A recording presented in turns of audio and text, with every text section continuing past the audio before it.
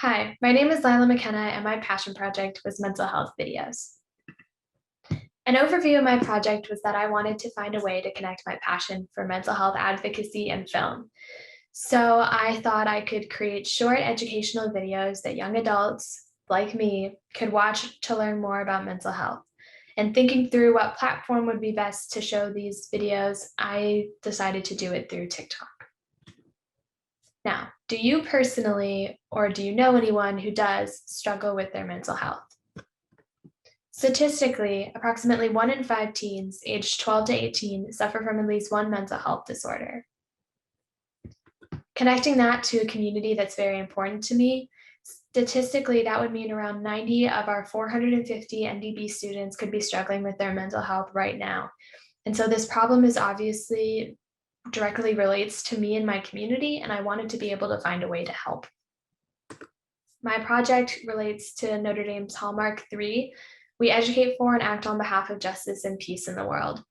Mental health awareness is a very big social justice movement, and I think that taking the time to make sure proper education is given to people about mental illnesses is really important. And so if my videos could at least educate one person about mental health, then I would be very grateful.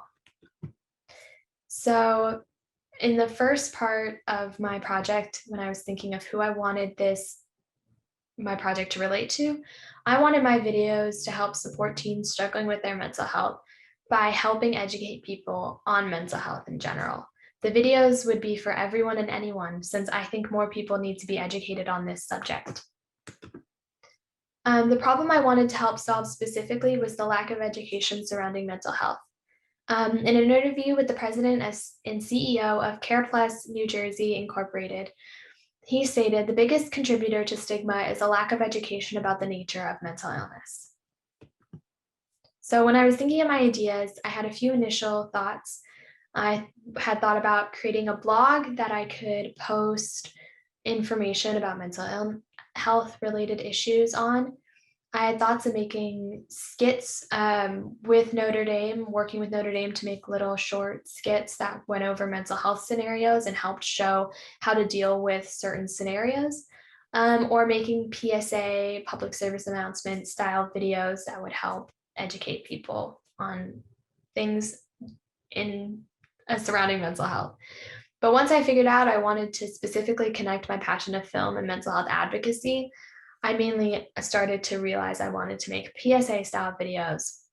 When thinking of what platform I wanted to use, I was choosing between YouTube and TikTok, and I ended up choosing TikTok because the platform already uses short form videos, which is what the style I wanted to make mine in.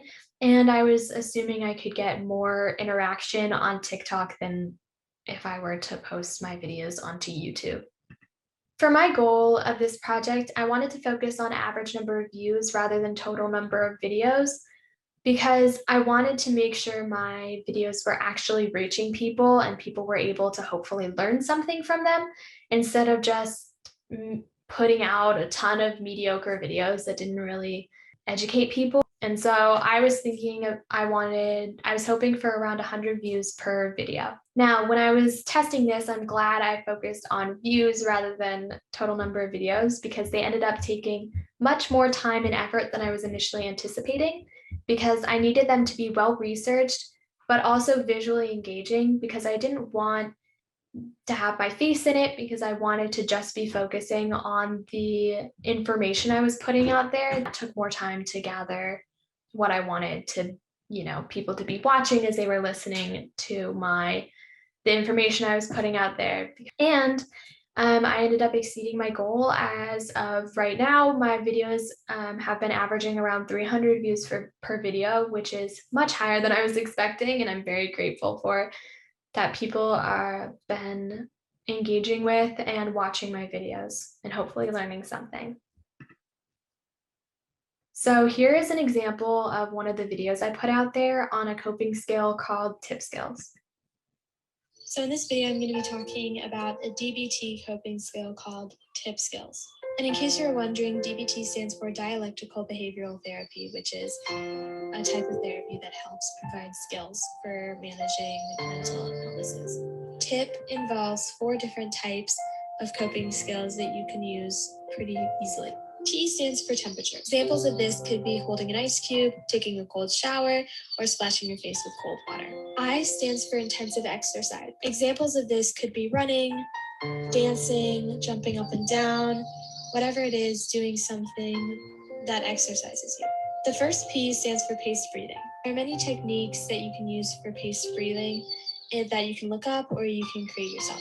The last P is paired muscle relaxation. The easiest way to explain this is to tighten up your muscles and then release them. Do this in increments or all at once. For many, tip skills are a valuable coping skill.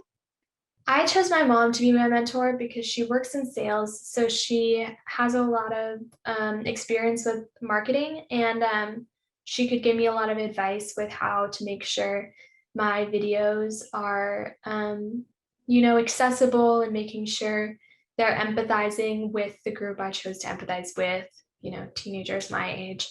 And also, since I live with my mom, she was easy to be with, and I was able to easily ask her to check over videos that I was going to post or make sure that, my videos looked educational and that they, have another set of eyes look over the work I was doing. So my timeline, in November, I did my Shark Tank proposal and chose my mentor. In December and January, I was finalizing my idea up with my mom, making sure setting my goals, and started brainstorming video topic ideas that I would want to make sure I covered with my videos. In February, I created my account and made an introduction video of myself and what my project is on the page so that people would understand what was going on if they stumbled across my page. And then in March and April, I was making videos. So my call to action, please, all of you watching, take the time to learn about mental health. And very importantly, make sure you're checking in with your friends, family, and loved ones, especially during this very stressful time. It can be very beneficial to, check up on people you care about. And also make sure to take care of your own mental health.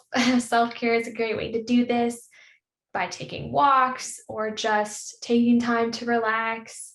And being kind to yourself is really important because your mental health is just as important as your physical health and well-being.